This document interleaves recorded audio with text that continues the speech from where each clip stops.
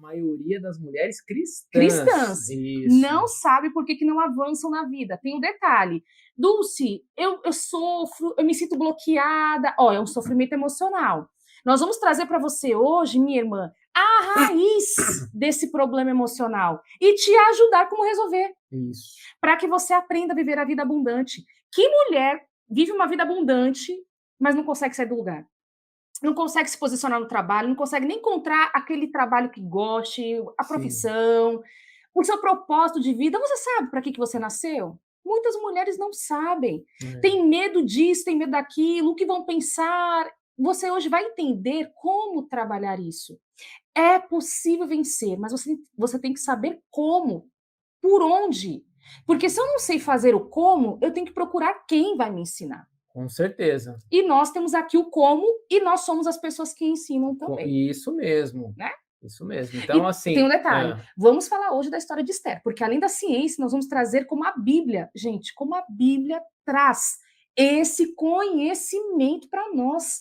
Isso. As Escrituras é maravilhosa, né? Nós queremos falar hoje para vocês sobre o medo, justamente analisando a história de Esther na Bíblia. Exato. Como Esther lidou com o medo, com o anseio, com, né, a insegurança dela de lidar em meio àquela situação conflituosa ali que os judeus estavam sofrendo, né? Todos os judeus iriam morrer, segundo o decreto do rei.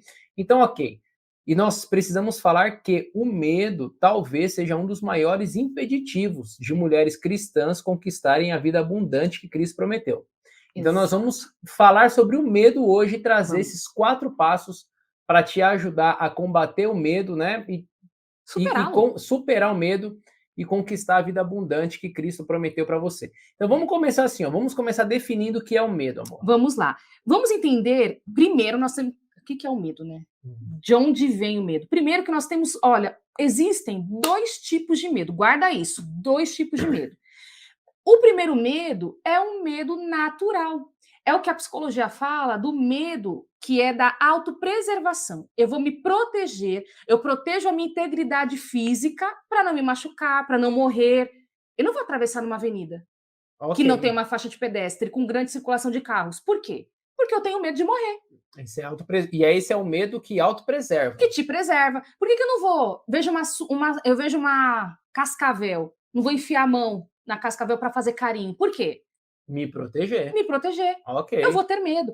Esse medo é um medo saudável. É um medo que nós temos, que todo ser humano tem. É um medo que faz parte da vida, é um medo natural. Jesus, ele fala lá em Mateus 10:16. Mateus, eu vou abrir aqui. Lê, porque Jesus fala do medo, do bom medo. Olha só, porque a gente pensa que Jesus, não tem que ter medo de nada. Isso não posso ter medo de nada. Gente, quando se fala isso, é até uma ignorância, porque a pessoa, quando ela fala uma coisa dessa, se você também pensava isso, que um dia eu também pensei, veja, o medo, ele tem 2 vertentes. Nós estamos agora falando de uma que é o natural e que próprio Cristo fala desse medo natural.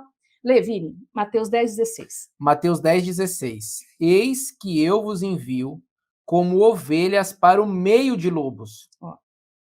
Sede, portanto, prudentes como as serpentes e simples como as pombas. Então, esse prudente como a serpente é aquele medo que te autopreserva. Porque a prudência, o que ela significa? Prudência é o ato de se cuidar, de se proteger. Muito bem, isso é mesmo. a autopreservação. Meio de lobos. O que você... vamos pensar, Jesus está querendo que você se coloque na seguinte posição. Imagina você, ovelha, no meio de lobo. Lobo faz o quê, Vini? Nossa, o lobo mata a ovelha. Para comer. E Cristo está dizendo, eu vou te enviar no meio de lobos, você vai ficar com medo. Mas, não, fala. Você vai ficar ali com certo medo, mas, você tem que ser prudente, como a serpente. Serpente não enfia a cara em qualquer lugar. Você não vê serpente em estrada atropelada, vê? Quem viaja, você vê cavalo, você vê boi, você vê vaca, você vê tudo, menos serpente, porque a serpente, quando ela vê que tem um barulho estranho, ela já se protege. Sim. Então, o que Cristo está dizendo? Fique com um bom medo. Aquele medo de preservação. Aquele medo de cuidado, de proteção. Agora tem outro medo que já não é esse. Então, rapidinho. Mas não vou falar do outro medo ainda, Isso. Não. Nesse medo ainda de preservação, imagina então que eu sou uma ovelha no meio dos lobos. Isso. Eu não posso sair falando tudo que eu quero. Não. Porque assim, se o lobo perceber que eu sou uma ovelha indefesa, ele vai me atacar. Vai. Então eu preciso estar me comportando até mesmo aparentemente como um lobo. Sim. Como assim aparentemente como um lobo? É igual Paulo fala, eu me faço de judeu para ganhar um judeu, de gentil para ganhar um gentil. Então eu vou usando estratégia para me autopreservar. Eu vou usando a Isso. minha prudência, eu vou usando a minha simplicidade. Tudo isso para quê? Para autopreservação. Veja, nesse contexto aqui, o medo não está me paralisando. Ele está sendo um suporte para que eu alcance o objetivo. Então, Exato. como nós podemos definir esse medo? Esse é o medo da autopreservação? É o medo da autopreservação, é o medo que o cérebro tem, natural. O medo é uma resposta do meu cérebro Uhum. para uma situação de perigo, para que você sobreviva. É uma resposta natural. Esse medo que nós estamos Então é falando. autopreservação. Autopreservação. Ok, Agora beleza. tem o segundo medo. Qual é o segundo medo? Segundo medo é o medo implantado. O medo que você adquire não natural, porque o medo natural ele não distorce. Você sente medo e o corpo responde. Tem uma cobra. Ou você tá no escuro, no meio do mato, e vê o negócio enrolado, você já vai fazer o quê? Se preparar para sair correndo. Você pode pensar que é uma cobra ou qualquer outra coisa. Tá, esse é o natural Esse é ainda, o né? natural. Ok. Você pensa para fazer isso? Se você vê um Não, negócio porque estranho no mato, você é, não sai correndo? Isso instinto, é o né? instinto de sobrevivência. Esse medo é natural. Qual é o medo implantado? Por que esse medo é ruim? Porque é o medo que você pensa sobre e você não faz. O medo implantado O agora. medo implantado. O Tá. medo que É paralisa que é você o deu o medo. exemplo da cobra aí, então não É, era no tá. exemplo, Não, tá? o medo da cobra É a é da autopreservação. autopreservação. Você Isso, não pensa sobre, você simplesmente sai correndo, você não vai esperar para saber se é uma cobra ou isso. um bicho. Você vai da área. Agora, o medo implantado é um medo que você adquire a partir de pessoas que te ensinam que aquilo é perigoso. Ou te ensinam a ter medo, ou passam o medo delas para Para você. você. Isso. Esse é o medo implantado. O medo implantado é um medo de paralisia, porque é um medo em que eu penso sobre uma situação. E se eu for na igreja pregar e não sair uma pregação boa? Esse medo é o medo implantado. É o medo que Ou paralisa, porque você está sim. pensando sobre, logo você não faz. Ou imagina uma família que mora no interior. Uhum, Interior do Brasil, interior de uhum, São Paulo, enfim. uhum. Estamos em São Paulo, né? Isso. E aí, devido às notícias que passam na TV, os pais falam assim, ó, puxa vida, lá na cidade grande é perigoso, hein? Olha a quantidade de morte lá na cidade grande e a criança tá ouvindo. Então isso vai passando para a criança que cidade grande é lugar perigoso, cidade grande é lugar que tem muita morte, cidade grande tem assalto. Então onde é o lugar seguro? No interior. Ou seja, eu estou incutindo na mente da criança que cidade grande é um lugar perigoso. Tudo bem, é perigoso, mas entende? Eu estou falando para a criança assim, ó, você não pode ir. Mesmo sem falar para ela que ela não pode ir. Comentando, os cônjuges comentando entre si, não, cidade grande está demais, gente. Quanta gente morrendo. Nossa, É, graças a Deus que a gente mora aqui. Que bom que a gente mora afastado. é. Aqui a vizinhança é tranquila, aqui a gente não corre esse risco. A criança ouve aquilo lá, então ela está compreendendo. Opa, não vou para a cidade grande para me proteger. Não vou para a cidade. Aí imagina que essa criança, quando cresce, recebe uma proposta para ir trabalhar na cidade grande. Ela tende a não ir. Por quê?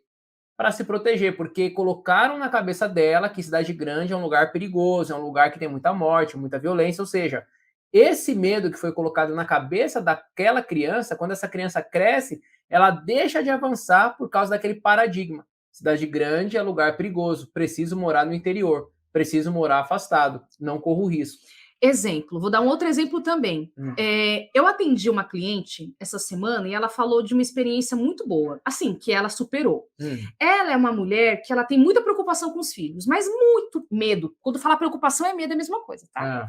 Ela tem muito medo, preocupação dos filhos se machucarem, ela tem um sobrado, a casa é muito grande, mas ela tá trabalhando isso para que os filhos são pequenininhos ainda, eles não absorvam essa paralisia dela. Então, o que ela tem feito? Aliás, chegou em casa, na casa dela, a sobrinha. Só que a sobrinha, né, ali a cunhada, é muito mais medrosa, preocupada do que ela. Ok. Então, que ela tem também, essa cunhada tem uma casa com sobrado e a filha não sobe escada sozinha. Vocês acreditam uma criança que tem que subir com a mãe, descer com a mãe? Vai pegar um brinquedo? A mãe sobe tantas vezes ao dia para pegar o brinquedo e descer. Gente, é nesse nível. E aí ela disse assim: Dulce, eu comecei. Aí minha sobrinha chegou em casa para brincar com os meus filhos, e aí olha o que aconteceu. Ela falou: tia, vamos comigo subir para pegar um brinquedo? Ela falou, aí ela pensou: peraí, se eu fizer isso, porque ela tem medo de subir escada, criança. Gente, a criança tem medo de subir escada, porque a mãe querendo proteger, mas infelizmente da maneira errada, implantou o medo de escada. Escada é perigoso. Gente, que escada é perigoso mas a criança ela precisa ter autonomia. A menina não tinha autonomia, precisava da mãe para tudo. Chega na casa dessa cliente, que é a tia dela, ela falou o seguinte: eu vou fazer diferente. Fulaninha, sobrinhazinha, pode subir. Tia, não, minha mãe não deixa, porque é perigoso eu cair. Não, você vai subir, pega o brinquedo e desce. Ela, tia, mas eu vou me machucar. Ó a criança, ela tinha se eu não me engano, é de 4 a 5 anos, ela era bem pequenininha. Vai que você consegue. Pega o brinquedo que a tia tá aqui embaixo te esperando. Ela foi, subiu. Quando ela estava descendo as escadas com o brinquedo na mão, ela super feliz falou: tia, eu realmente consigo. Eu não me machuquei. Gente, sabe qual foi a orientação dela? Sobe, segura no corrimão para você não cair. Ou seja, usa de estratégias para impedir que esse medo te paralise.